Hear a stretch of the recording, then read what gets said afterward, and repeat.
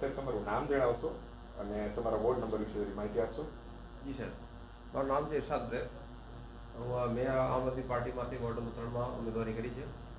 જે પાર્ટી મને મેન્ડેટ આપ્યો છે એના પર હું કટિબદ્ધ છું. અને અમારો જે મેનિફેસ્ટો છે તો મેનિફેસ્ટો નથી, એક જે વોર્ડની સમસ્યાઓ છે એના માટે અમે સ્ટડી કરીએ છીએ. અને કેટલા ટાઈમથી અમે સ્ટડી કરતા હતા એમાં જે મુખ્ય સમસ્યાઓ જડી એના માટે અમે કામ કરશું આગળ. અને જે ચૂંટણી છે સ્થાનિક સ્વરાજ્યની એના માટે અમે પ્રચાર પ્રસાર માટે નીકળ્યા. તો ત્યાં કેટલી સમસ્યાઓ બીજી પણ અમને જાણવા મળી કે કેટલાક વિસ્તારોમાં લો એન્ડ ઓર્ડરનો ઇસ્યુ છે, કેટલાક વિસ્તારોમાં જે હેલ્થના ઇસ્યુ છે અને એના માટે જે જનરલ હોસ્પિટલના ધક્કા પડે છે નબળા માણસોને. એમાં ઘણા ઇસ્યુ આવે છે કે ભાઈ ભાડા રિક્ષા નથી મળતા અને દવા માટે 2-4 ધક્કા પડે છે. તો PHC, CHC કે એવી મોહલ્લા ક્લિનિક ખુલે એના માટે પણ આપણે આગળ રાખીએ છીએ અને મહેનત કરશું આગળ. વિશાલભાઈ, વોર્ડ નંબર 3ની અંદર વિસ્તાર જણાવશો ક્યાં ક્યાં આવે છે?